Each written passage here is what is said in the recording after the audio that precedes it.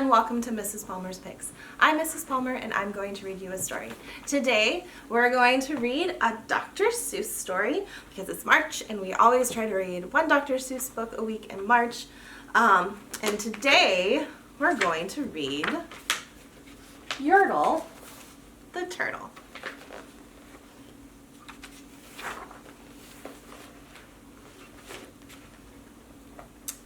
On the faraway island of Salamisond, Yertle the Turtle was king of the pond. A nice little pond. It was clean. It was neat. The water was warm. There was plenty to eat. The turtles had everything turtles might need, and they were all happy, quite happy indeed. They were until Yertle, the king of them all, decided the kingdom he ruled was too small. "I'm ruler," said Yertle, "of all that I see, but I don't see enough. That's the trouble with me. With this stone for a throne, I look down on my pond, but I cannot look down on the places beyond. This throne that I sit on is too low down. It ought to be higher," he said with a frown.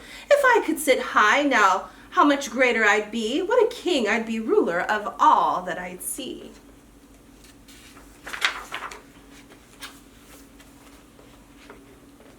So Yertle the Turtle King lifted his hand, and Yertle the Turtle King gave a command. He ordered 9 turtles to swim to his stone, and using these turtles he built a new throne. He made each turtle stand on one another's back, and he piled them all up in a 9-turtle stack. And then Yertle climbed up. He sat down on the pile. What a wonderful view! He could see most a mile. "All mine," Yertle cried. "Oh, the things I now rule. I'm king of a cow and I'm king of a mule. I'm king of a house, and what's more beyond that, I'm king of a blueberry bush and a cat. I'm Yertle the Turtle, oh marvelous me, for I am the ruler of all that I see."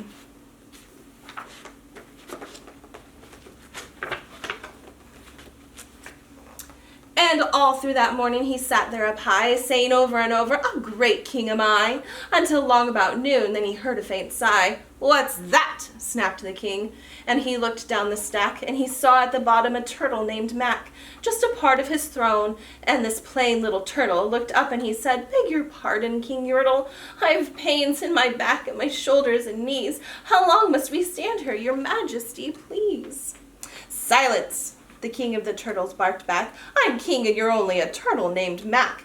You stay in your place while I sit here and rule. I'm king of a cow and I'm king of a mule. I'm king of a house and a bush and a cat. But that isn't all. I'll do better than that. My throne shall be higher," his royal voice thundered. "So pile up more turtles. I want about 200.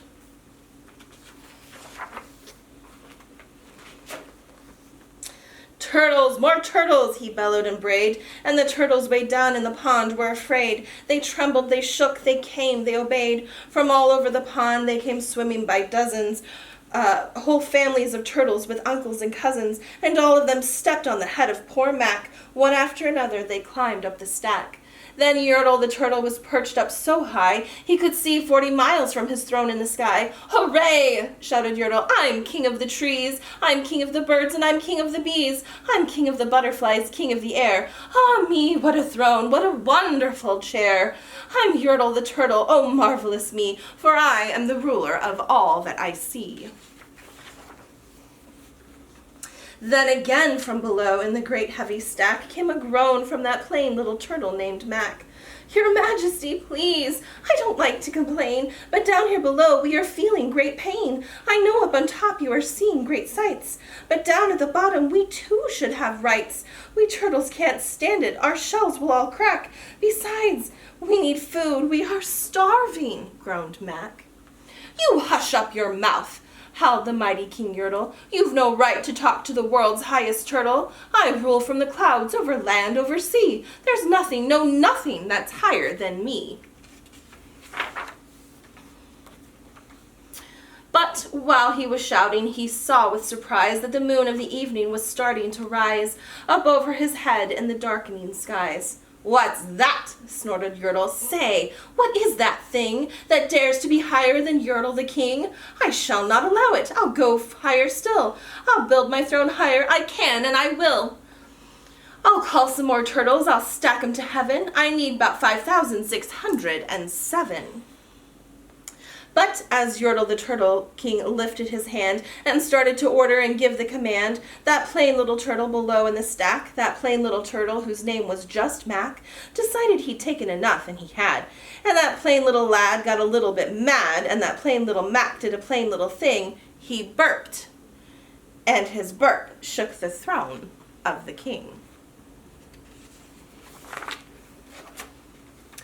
And Yertle the Turtle, the king of the trees, the king of the air and the birds and the bees, the king of a house and a cow and a mule, well, that was the end of the Turtle King's rule. For Yertle, the king of all Salamasond, fell off his high throne and fell plunk in the pond. And today the great Yertle, that marvelous he, is king of the mud. That is all he can see. And the turtles, of course, all the turtles are free, as turtles and maybe all creatures should be. I hope you liked this story. If you did, come see me at the library.